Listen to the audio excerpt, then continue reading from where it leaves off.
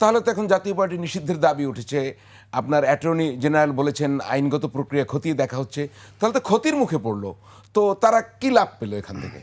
দেখেন, নুরুল হক নূরের উপর হামলার পর থেকে আমাকে সবাই বলতেছে আর পরের লিস্টে আমি আছি। তো এই বিষয় হলো, আমি তো বর্তমান সরকারের একজন সমালোচক, সেই জায়গা থেকে সবাই চিন্তা করতেছে যে নুরুল হক নূর হবে। এটা মেনে নিতে হবে যে এই সরকারের হুকুমে, এই সরকারের ইচ্ছায় নুরুল হক নূরের উপর হামলা হয়েছে। এটা মানতেই হবে। এটা ছাড়া আমি বিকল্প কোনো রাস্তা দেখি না। যদি এইরকম হয় যে জাতীয় পার্টির ইচ্ছায় অথবা আওয়ামী লীগের ইচ্ছায় নুরুল হক নূরের উপর হামলা হয়েছে, এই ইচ্ছার সক্ষমতা যদি থাকে, তাহলে এই সরকারের তো বৈধতাই নাই। এই সরকার আছে কেন এখানে? এখানে আছে কেন এই সরকার? এটা হলো আমার প্রশ্ন। সরকারের তো কোনো এখানে থাকার সুযোগ নাই। জাতীয় পার্টির বিষয়ে, আওয়ামী লীগের বিষয়ে আমি দেখেন, আমাদের সবচেয়ে বড় যে আমাদের চরিত্র নষ্ট হয়েছে কিভাবে, এই গণ অভ্যুত্থানের পরে একটা পুলিশের গুলিতে একটা মায়ের একটা সন্তান মারা গেছে। সেই ক্ষেত্রে ওই সন্তানের বাবা মামলা করছে।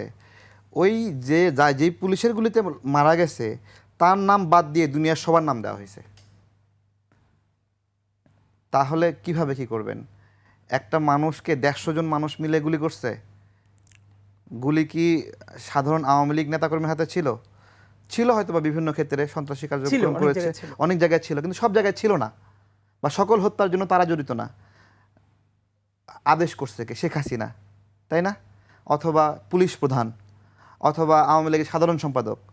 তাহলে আপনি হাসিনাকে আসামি করেন, ওবায়দুল কাদেরের আসামি করেন, পুলিশ প্রধানের আসামি করেন, র্যাবের প্রধানের আসামি করেন, আর যারা যারা করা যায়। কিন্তু আপনি কি করলেন? চাঁদপুরের একজন মানুষ খুন হয়েছে, পঞ্চগড়ের একজন মানুষকে আসামি করছেন। এই এই হত্যা মামলা জীবনে আপনি প্রমাণ করতে পারবেন? এবং এইগুলো করেই এই মামলাগুলোর মেরিট নষ্ট করা হয়েছে, এবং অসংখ্য নির্দোষ আওয়ামী লীগ নেতাকে ফাঁসানো হচ্ছে, কষ্ট দেওয়া হচ্ছে।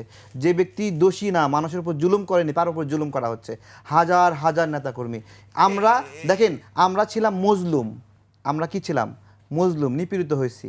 ঠিক আছে, এখন এই ইস্টাবলিশমেন্টের উপর কর্তৃত্ব আমার।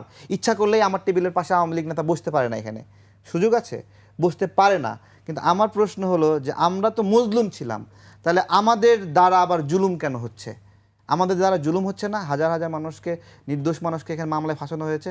আমি তো যেই নির্দোষ মানুষগুলো এখানে ফাঁসানো হয়েছে তাদেরকে বলবো তারা যেন কোনো উকিল না ধরে, রাষ্ট্রের প্রতি প্রতিবাদ, তারা যেন জামিন না নেয়। এমনকি কতদিন রাষ্ট্র তাদেরকে, নির্দোষ একটা মানুষকে জেলে রাখে সেটাও দেখা উচিত। কোনো রকম জামিন নেওয়া উচিত না।